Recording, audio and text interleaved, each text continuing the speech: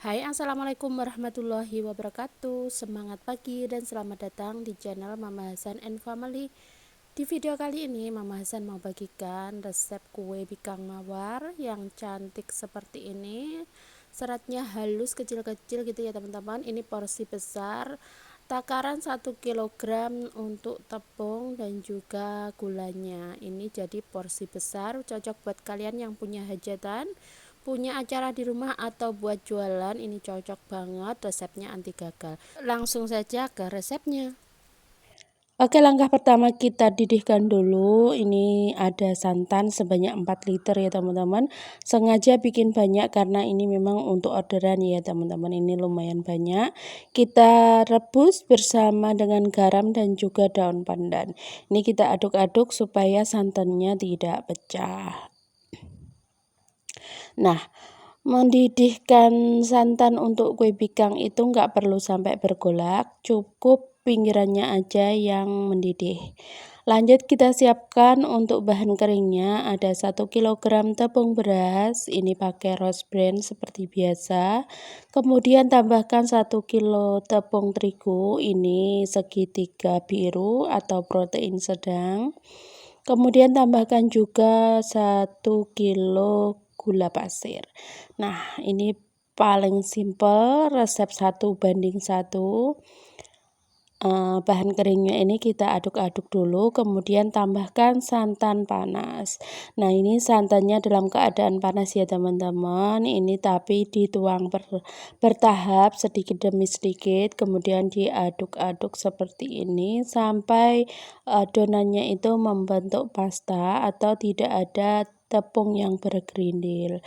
Karena ini adonannya lumayan banyak, kalau sudah bisa di mixer, adonan sudah basah seperti ini, kita lanjut untuk memixernya. Bagi kalian yang baru ketemu channel aku, kenalkan aku Mama Hasan, IRT yang lagi belajar bikin kue, ide-ide jualan dan menjualnya ya teman-teman. Kalau kalian suka dengan videonya, jangan lupa like, share, komen, dan subscribe-nya ya. Kalau sudah, Mama Hasan sampaikan banyak-banyak terima kasih. Nah, seperti ini kalau sudah teksturnya seperti ini, kita sisir pinggirannya supaya tidak ada tepung yang menempel di panci. Kemudian ini kita mixer. Nah, ini supaya di mixer itu tidak naik ke atas karena ini lumayan kental, jadi ini kita tambahkan santannya.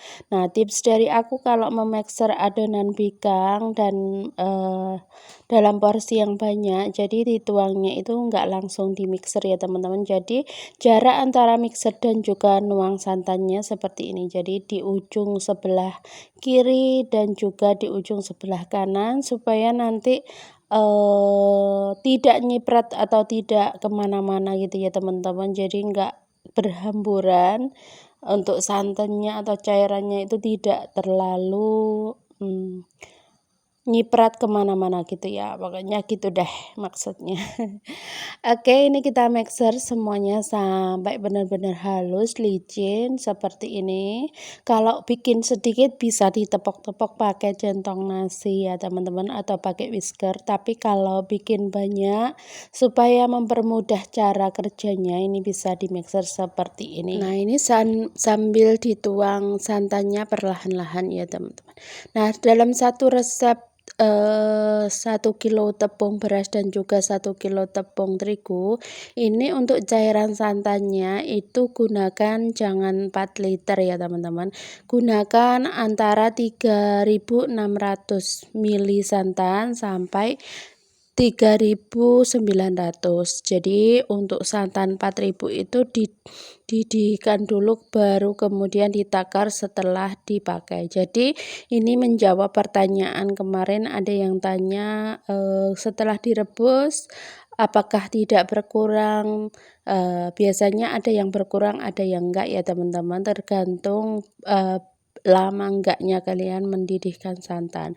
Nah, supaya konsistensi untuk adonan kuenya itu tepat, itu jadi takarnya itu setelah dididihkan ya teman-teman. Jadi untuk banyak sedikitnya santan itu ditakarnya setelah dididihkan.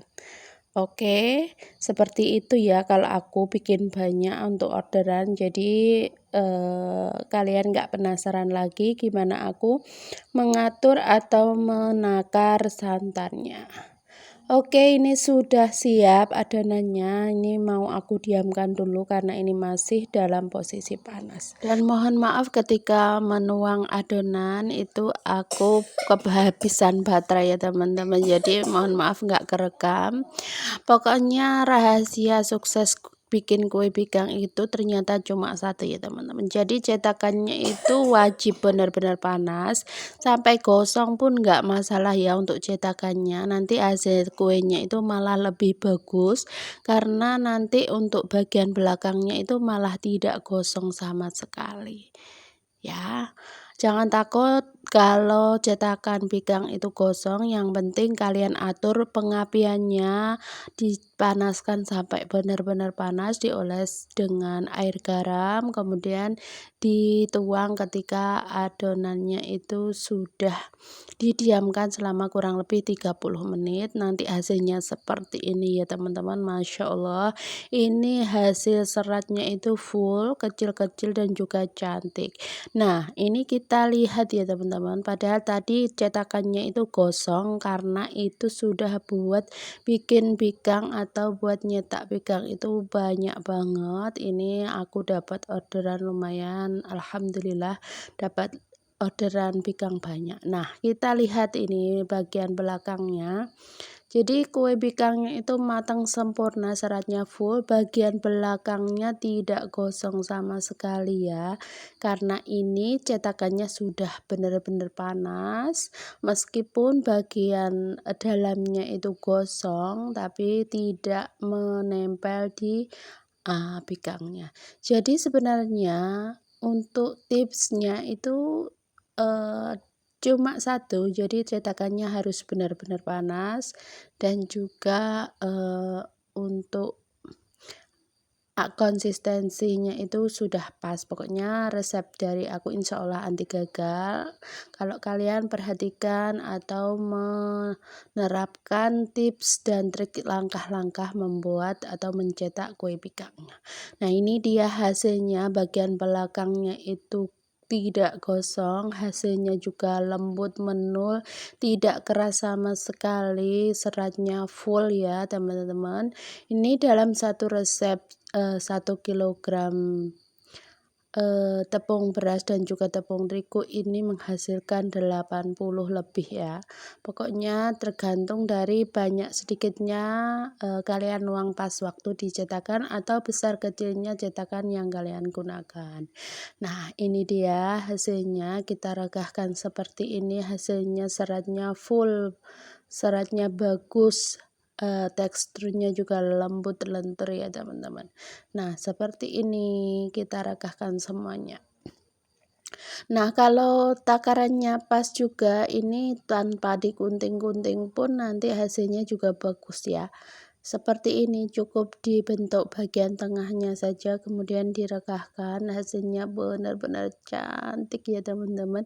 Perpaduan warnanya juga bagus banget, jadi ini adalah warna ungu muda, kemudian untuk bagian yang pertama hijau, kemudian putih seperti biasa, 3 warna seperti itu ya. Nah, ini bagian yang paling aku suka, meregahkan kue bikang. Kalau hasilnya secantik ini bakalan semangat ya kue bikangnya. Nggak berasa pada lembur semalaman, kalau hasil kuenya cantik bakalan capeknya terbayar gitu ya teman-teman. Nah, kita regahkan semuanya sampai selesai ya. Nah, gimana? Masih semangat ya teman-teman bikin kue tradisional? Yuk, jangan bosan-bosan nonton video aku yang membahas tentang pigang terus ya. Kalau kalian ada pertanyaan bisa tulis di kolom komentar, insya Allah bakalan aku jawab ya. Nah, dulu kesalahan-kesalahan yang pernah aku bikin pas waktu belajar bikin kue pigang itu, biasanya cetakannya itu kurang kurang dipanaskan, jadi nanti hasilnya itu bagian atasnya kurang matang sempurna tapi bagian bawahnya itu gosong ya. Jadi kalian nggak usah takut kalau cetakannya itu sedikit ngebul, asalkan nanti waktu eh, waktu dituang itu sudah muncul gelembung, kalian kecilkan api, nanti bakalan tidak gosong ya untuk bagian bawahnya. Dan proses pematangannya bagian atas itu juga bakalan cepet kalau sudah benar-benar panas. Nah, ini dia hasilnya. Dalam satu resep ini aku menghasilkan 84 biji kue bikang mawar yang super cantik, lembut, menul-menul, seratnya full ya. Oke, terima kasih buat kalian yang sudah nonton. Jangan lupa like, share, komen, dan subscribe-nya ya. Tetap semangat, jaga kesehatan, terus dukung Mama Hasan dengan cara like, share, komen, dan subscribe. Sekali lagi, mohon maaf bila ada salah kata. Sampai ketemu di video aku selanjutnya. Wassalamualaikum warahmatullahi wabarakatuh. See you next video.